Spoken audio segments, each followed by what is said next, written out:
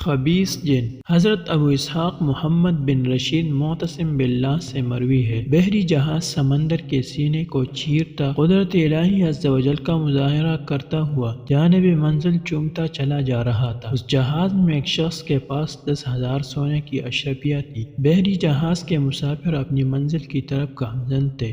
اچانک کسی کہنے والے نے کہا، میں ایک ایسا کلمہ جانتا ہوں، اگر کوئی شخص اسے کیسی ہی بڑی مصیبت میں پڑے، اللہ عز و جل اس مصیبت کو اس پاکیزہ کلمہ کی برکت سے دور فرما دے گا۔ کیا کوئی شخص مجھ سے یہ کلمہ سیکھنا چاہتا ہے؟ جو شخص سونے کی 10,000 اشرفیہ خرچ کرے گا، میں اسے یہ پاکیزہ کلمہ سکھاؤں گا۔ جس کے پاس 10,000 سونے کی اشرفیہ تھی، اس نے سن کر کہا، میں یہ عمل آپ سے سیکھنا چاہتا ہوں۔ کہنے والے نے کہا، اپنی ساری رقم سمندر میں ڈال دو۔ اس مرد صالح نے ساری رقم سمندر میں ڈال لی۔ کہنے والے نے کہا، پڑھ۔ وہ کلمہ یہ آیت مبارکہ ہے، وَمَن يَتَّقِ اللَّهَ يَجْعَل لَّهُ مَخْرَجًا وَيَرْزُقْهُ مِنْ حَيْثُ لَا يَحْتَسِبُ وَمَن يَتَوَكَّلْ عَلَى اللَّهِ فَهُوَ حَسْبُهُ إِنَّ اللَّهَ بَالِغُ أَمْرِهِ قَدْ جَعَلَ اللَّهُ لِكُلِّ شَيْءٍ قَدْرًا۔ ترجمہ، اور جو اللہ سے ڈرے، اللہ اس کے لیے نجات کی راہ نکال دے گا اور اسے وہاں سے روزی دے گا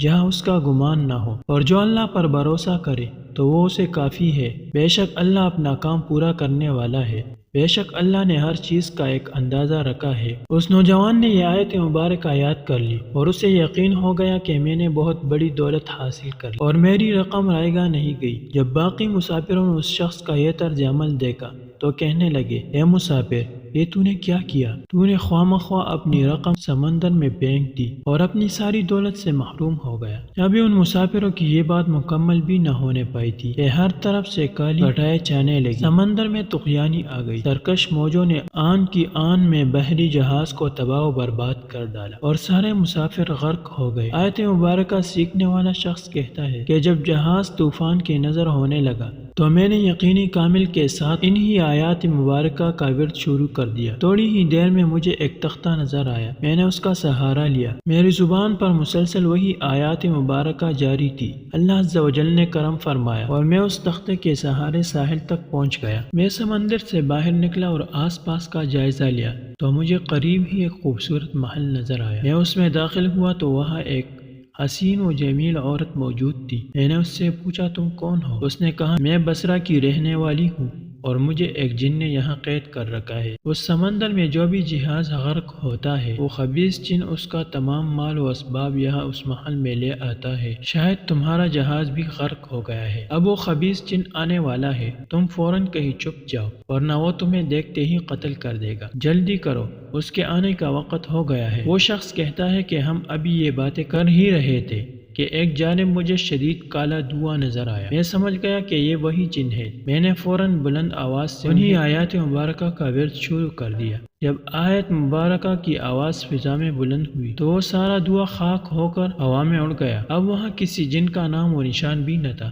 الحمدللہ عز و جل، ان آیات مبارکہ کی برکت سے ہمیں اس ظالم جن سے نجات مل گئی۔ میں نے اس عورت سے کہا، چلو اٹھو، اب تم آزاد ہو، اللہ عز و جل نے اس خبیث جن کا کام تمام کر دیا ہے۔ چنانچہ ہم دونوں وہاں سے اٹھے اور محل کے خزانے سے بہت ساری دولت جمع کی۔ جتنا ہم سے ہو سکا ہم نے وہاں سے خزانہ اٹھایا، یہاں تک کہ ہمارے پاس مزید کوئی ایسی چیز نہ بچی جس میں ہم مال و دولت رکھتے۔ پھر ہم ساحل سمندر پر آئے اور کسی جہاز کا انتظار کرنے لگے۔ کچھ ہی دیر بعد ہمیں دور سے ایک جہاز دکھائی دیا۔ ہم نے کپڑا لہرا کر اسے اپنی طرف بلایا۔ الحمدللہ، جہاز ہماری طرف آیا اور اتفاق کی بات تھی کہ وہ جہاز بصرہ ہی کی جانب جا رہا تھا۔ چنانچہ ہم دونوں اس میں سوار ہو گئے۔ بصرہ پہنچ کر اس عورت نے کہا، تم فلاں جگہ جاؤ اور ان سے میرے متعلق پوچھو کہ وہ کہاں ہے۔ میں مطلوبہ جگہ پہنچا اور لوگوں سے اس عورت کے بارے میں دریافت کیا تو انہوں نے کہا، وہ بیچاری تو تقریباً 3 سال سے لاپتہ ہے، ہم اس کی وجہ سے بہت پریشان ہیں۔ میں نے کہا، تم میرے ساتھ آؤ، میں اس سے تمہاری ملاقات کراتا ہوں۔ وہ لوگ حیرانی اور خوشی کے عالم میں میرے ساتھ ہو لیے۔ جب انہوں نے اس عورت کو دیکھا تو بڑی عقیدت سے اس کے سامنے مؤدبانہ انداز میں کھڑے ہو گئے۔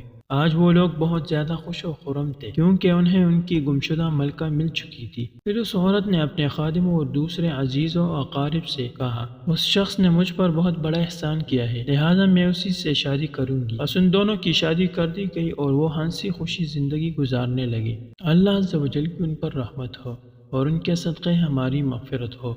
آمین بجاہ النبی صلی اللہ علیہ وسلم۔